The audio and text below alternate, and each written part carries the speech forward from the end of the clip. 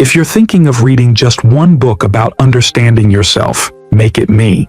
I'm Counseling for Toads, a psychological adventure, a simple story with powerful lessons about emotions, healing, and change.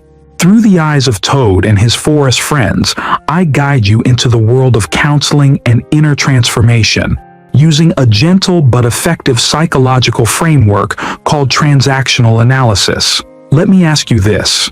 Have you ever felt stuck in life, emotionally numb, tired of everything, even the things you once loved? Maybe people have called you lazy or moody, and even you don't fully understand what's going on inside you.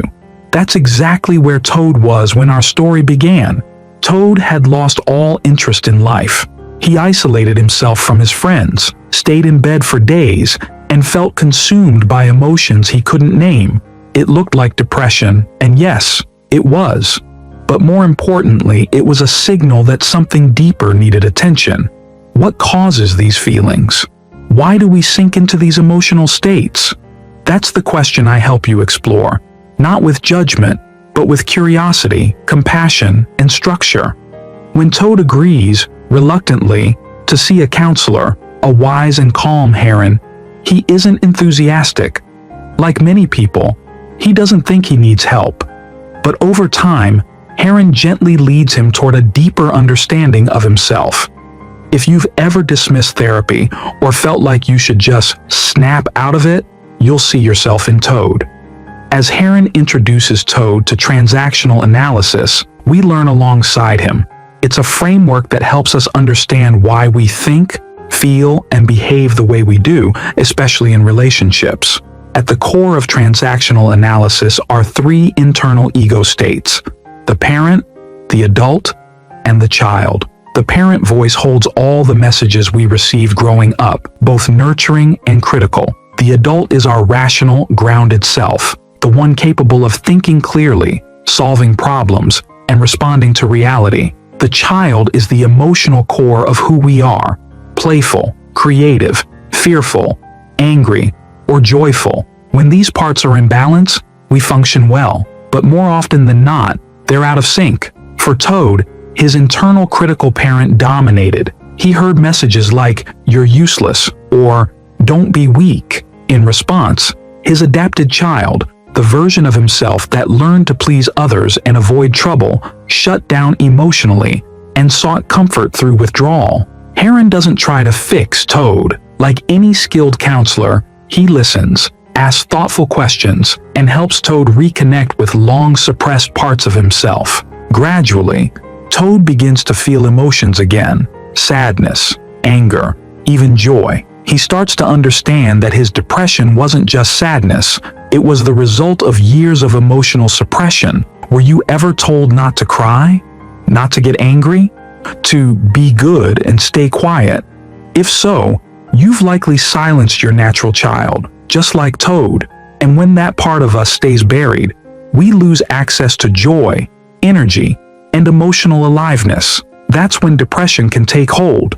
Not always as deep sadness, but as a kind of emotional fog. This book doesn't lecture, it illustrates. It shows the therapeutic process through story, through small breakthroughs and painful setbacks. Some sessions go well, others are frustrating. Toad sometimes wants to quit, but he keeps showing up. That persistence, more than perfection, is what healing looks like. Even his friendships are challenged. Mole, Rat, and Badger don't understand why he's changed. They want the old Toad back. But healing isn't about becoming who you were. It's about becoming who you really are. A key message I carry throughout is this: self-awareness is the beginning of change. You can't change what you don't understand. Once Toad starts hearing his inner critic, really hearing it, he can begin to challenge it. He learns how to respond with kindness instead of judgment. He sets new boundaries. He learns to speak from his adult ego state, not the wounded child or harsh parent. He learns to trust himself. It's not quick, and it's not linear, but it's real, and it reflects what actual therapy feels like. Slow, uncomfortable at times, but life-giving. That's why I say, don't read me like a novel. Read me like a companion, a mirror, a quiet mentor sitting beside you. Because the truth is, everyone has a toad inside them. You might be the high achiever who secretly feels hollow, the people pleaser who always puts others first, the rebel who's exhausted from pushing back, or the silent one who never learned how to ask for help. Whoever you are, I'm here to help you listen, really listen, to yourself. I teach you that depression is not failure. It's a message from your inner world asking you to pay attention. That therapy isn't weakness, it's courage. That growth isn't about fixing what's broken. It's about rediscovering the wholeness that's been there all along. That relationships, especially the one you have with yourself, can be transformed through understanding and choice. By the end, Toad isn't magically healed, but he's awake. He's present, he's curious, he's choosing how to live rather than just surviving. And that's the quiet, steady gift I offer to you. Not just insight, but tools. Tools to identify the voices in your mind. Tools to nurture your inner child. Tools to become your own best ally instead of your own worst enemy. I was written by Robert DeBoard, a professor and therapist who believed that stories, especially ones with animals, can help the truth land more gently. That's why I don't shout, I don't diagnose, I don't fix.